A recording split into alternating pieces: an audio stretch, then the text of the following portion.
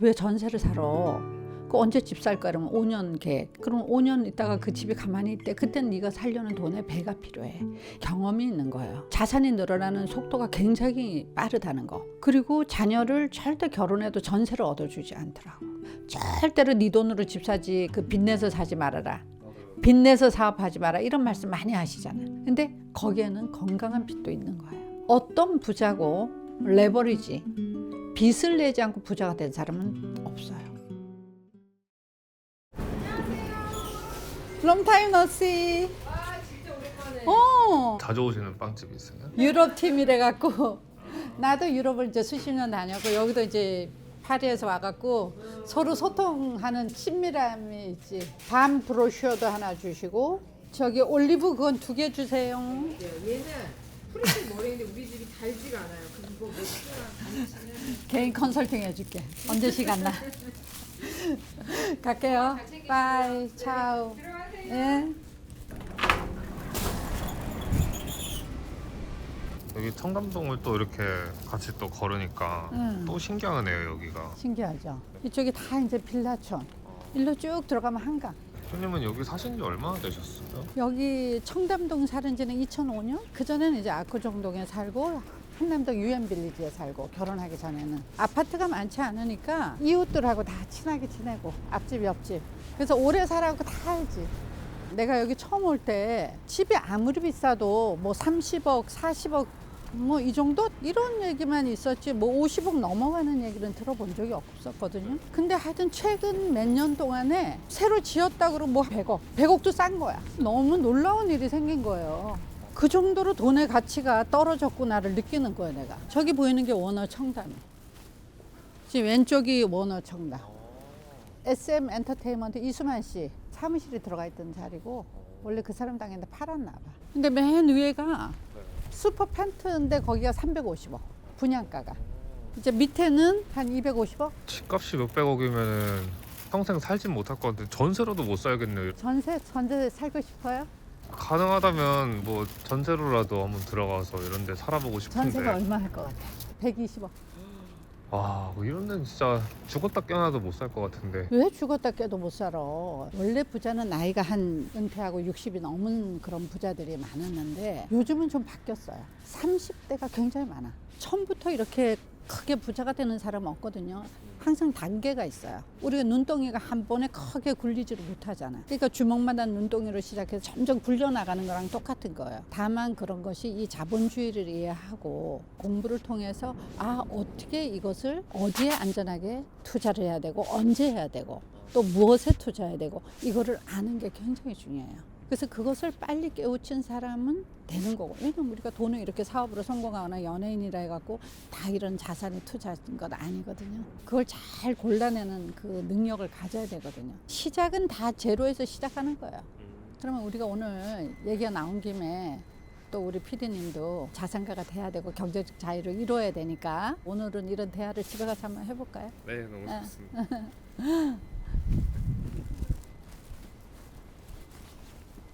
잘 먹겠습니다, 대표님. 제가 좋아하는 거예요. 아, 오늘 자산 이야기를 좀 해주신다고 하셨는데 대표님은 저희가 흔하게 말하는 부자 이런 사람이 되신 거잖아요. 언제부터 좀 이렇게 자산가나 부자의 영역에 들어오신 거세요? 글쎄 굉장히 오랫동안을 사업을 하면서 돈이 현금으로 있어도 부자라고는 못 느낀 것 같아요. 왜냐하면은 사업하는 사람들이 대부분 그렇겠지만은 사업에 벌은 돈을 몰빵을 한다 그래야 되나? 사업을 더 키우고 또 새로운 사업을 하고 이런 쪽에 관심이 있지 뭐 자산을 늘여갖고 이런 사람은 사실 그렇게 많지는 않은 것 같아요. 그걸 2가지를 다 잘하면 기가 막힌 거죠. 저 같은 경우는 그러지는 못했던 것 같아요. 젊을 때. 근데 결혼을 하고 자녀를 낳고 보니까 이제 집이 필요하고 아이를 돌보기 위해서, 왜냐하면 애를 놔두고 이제 출근을 해야 되고 외국 출장을 가야 되고 이런 것들이 자녀한테 굉장히 안 좋았었어요. 아파트에서 바로 유해 아파트를 임대를 얻어갖고 거기서도 사무실을 또 한 대 보거나 아니면 아파트를 뭐 한 70평 되는 큰 거를 한 60평? 그걸 얻어갖고 아파트 안에 사무실을 따로 놔두고 여러 가지를 했는데 그런 것들이 이제 굉장히 불편했죠. 24시간 일하는 거니까. 그래서 마지막 이제 청담동 여기를 오게 된 거는 주거 공간하고 사무실이 구분이 되면서 자녀를 잘 케어할 수 있는 게 어떻나 해서 이제 꼬마 빌딩을 오게 된 거거든요. 여기는 이제 4층짜리인데 네.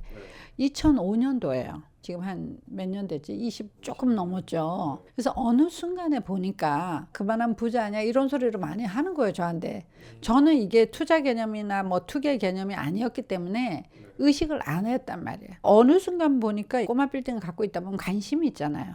그리고 이제 이런 걸 갖고 있는 사람하고 같이 교류를 하고 정보를 나누게 되니까 누구는 얼마에 샀는데 얼마에 팔았어 이런 얘기가 자연스럽게 들어오잖아요. 그러면서 내 집의 시세가 얼마인지에도 관심을 갖게 되고, 사실 사업이 잘 될 때는 돈을 많이 벌을 때도 있었을 거 아니에요. 그러면 뭐 몇 억씩 그냥 돈을 뭐 5억 이상도 막 쌓아놓고 그러고는 외국에 가서 몇 년 살다 오고.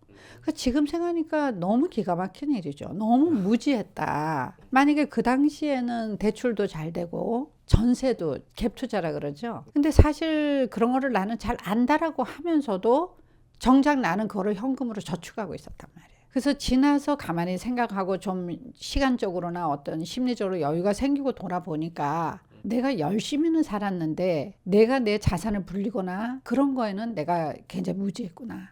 그리고 주변을 보니까 부자들은 자본주의에서 이 돈이 가치가 점점 떨어진다는 걸 이 사람들은 이미 알고 있었더라고요. 그걸 알고 계시는 분들은 자녀를 어릴 때부터 애들을 그런 쪽으로 다 가이드를 해주고 그런 걸로 부를 일구고. 그러니까 지금은 사실은 아무리 젊은 사람도 이런 경제 개념이라든가 자본주의 원리만 잘 알아도 누구라도 이게 부자로 갈 수 있어요. 제가 이걸 깨닫고 나서 저랑 일했던 직원이 있을 거 아니에요. 직원이 이제 결혼한다 그러면은 왜 전세를 사러? 그 언제 집 살 거야? 그러면 5년 계획. 그럼 5년 있다가 그 집이 가만히 있대. 그때는 네가 살려는 돈에 배가 필요해. 이걸 다 그래프를 제가 보여주면서 설명을 했더니 금방 인식이 되는 거예요. 그러니까 이 사람이 전세에 살려던 거를 계획을 바꿔서 집을 샀더니 지금 1년이 안 되는데 1억이 올랐다는 거예요. 그래서 깜짝 놀랐다는 거예요. 한 번도 이런 상황을 상상을 해본 적이 없었대. 공부를 한 적도 없었고 부모님이 얘기를 해준 적도 없었고 주변에 그런 걸로 돈을 벌어본 사람도 없어갖고 직장인이 빚을 내갖고 이렇게 한다는 건 너무 두려운 일이었다는 거예요. 그래서 이렇게 한번 해보니까 그 다음 넥스트는 내가 어떻게 해야 된다고 하는 거야. 지금도 좋은 위치에 샀지만 그럼 다음에 어떻게 하고 나한테 물으러 왔더라고. 여기 청담에 오랫동안 살면서 많은 부자분들을 좀 네. 보셨고 그런 분들이랑 함께 했을 때 뭔가 부자는 알고 있지만 일반 사람들은 놓치고 있는 그런 건 좀 어떤 게 있을까요? 이 사람들은 경험이 있는 거예요. 자산이 늘어나는 속도가 굉장히 빠르다는 거. 그리고 자녀를 절대 결혼해도 전세를 얻어주지 않더라고. 그러니까 이 사람들이 지금 어떤 책을 보고 공부한 게 아니라 어떤 경험적으로 알고 이미 부자가 된 주변 사람들을 보면서 저 사람은 저렇게 해서 부를 일궈갔구나를 본 거죠. 부자가 되려면 우리가 부자 옆으로 가라는 게 바로 그런 뜻인 거예요. 돈의 가치가 떨어지는 시대에 내 돈이 어디선가 굴러가고 있잖아요. 전세에 산다 이러면은 5년 있다가 내가 이 목돈을 마련을 하고 더 보태갖고 그때 집을 사야지 하면은 그 집은 그 돈에 배가 드는 거예요. 5년 있다가. 왜 그런 일이 생기냐면은 우리가 돈을 이렇게 찍어내잖아. 한국은행에서. 그죠? 10년에 한 번씩 배로 찍어내요. 그거 생각해보면 어떻겠어요? 집값이 오른 게 아니에요. 우리는 집값이 오르고 자산이 올랐다라고 얘기하는데 돈의 가치가 반토막이 난 거죠. 배로 찍어낸다는 건 50%의 가치가 떨어진 거잖아. 유동성이라 그러잖아. 시중에 돈이 흔하니까 자산이 오르는 구조인 거예요. 그래서 내가 어떻게 해서가 아니라 시장이 그렇게 돌아가고 있다는 거예요. 돈이 너무 흔해갖고. 코로나 때 웬만하면 강남 부동산이 배가 올랐어요. 100억짜리가 200억 됐다고.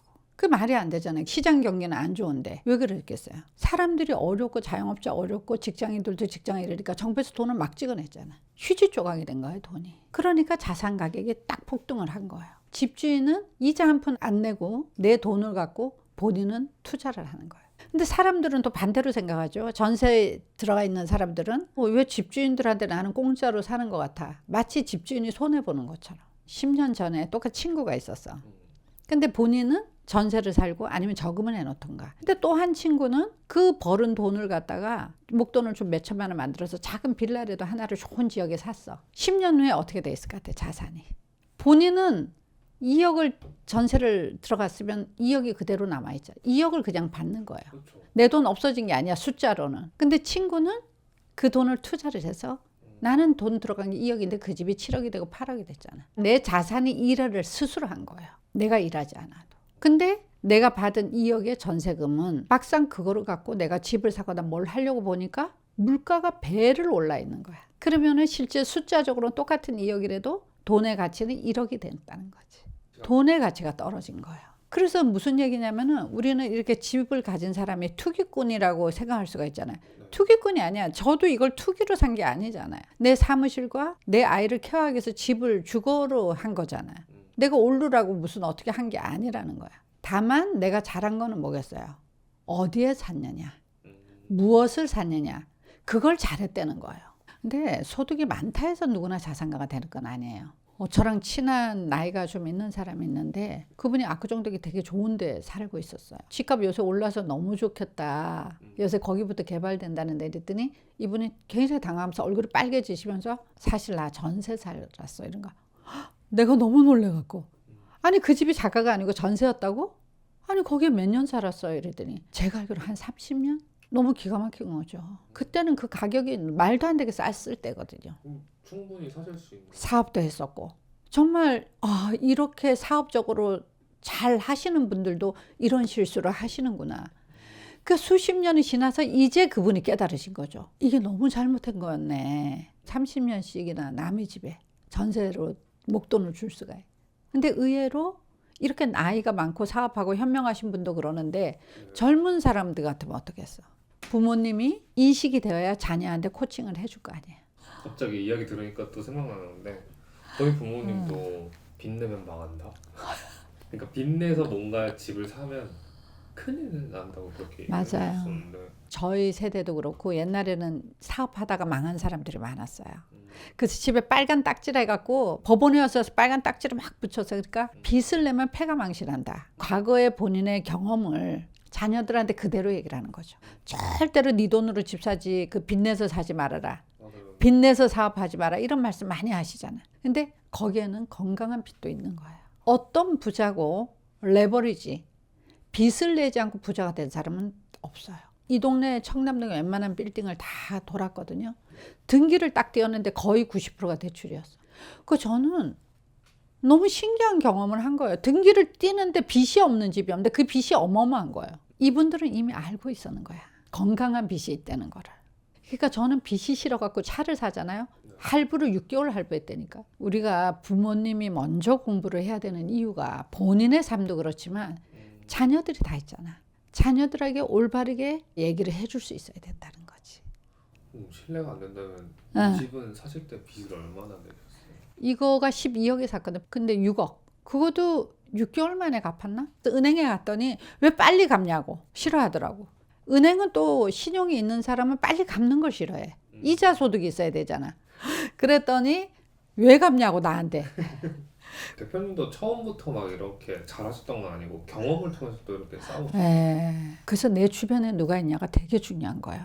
부자의 친구가 있든가 그리고 투자를 잘하는 친구가 있든가 올바른 선생 만나서 배우든가 그 셋 중에 하나는 있어야 되는 거야. 없으면은 자기 주변 친구들이 하는 대로 내 부모님이 얘기하는 대로 따라 전세 살다가 네 돈 다 저간 빚내지 말고 집을 작은 걸 사라 이렇게 대부분 말씀하시잖아요. 이런 게 굉장히 안타까워갖고 주변에서 보니까 의외로 너무 모르는 거예요. 저도 몰랐었고 그래갖고 제가 1년 전부터 원데이 클래스를 여기서 한 번에 20명씩 저희 빌딩에서 오셨었어요. 매주 했었어요. 제가 뭐 경제학자나 이런 사람은 아니지만 실질적으로 저와 제 가족, 제 지인의 사례를 보여주면서 또 제가 30-40년을 겪었던 어떤 사람이 부자가 되는가 이거를 딱 보여주는 이 사람들이 인식이 딱 되나 봐요. 3-4시간짜리 강의만 듣고 나가서 정말 그 실행을 해갖고 어떤 분은 지금 31살 결혼한 지 얼마 안 되는데 13억을 버는 사람도 있어요.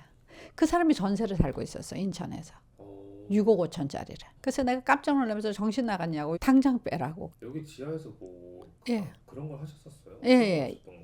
3시간에서 5시간 정도 해서 이 동네 투어도 하고 왜 자산 시장을 이해해야 되는지에 대해서 이제 나눴었죠. 참 그게 되게 보람 있고 알면서 안 가르쳐 주는 것도 그것도 또 그렇잖아요. 원데이 클래스 그런 거 지금도 하고?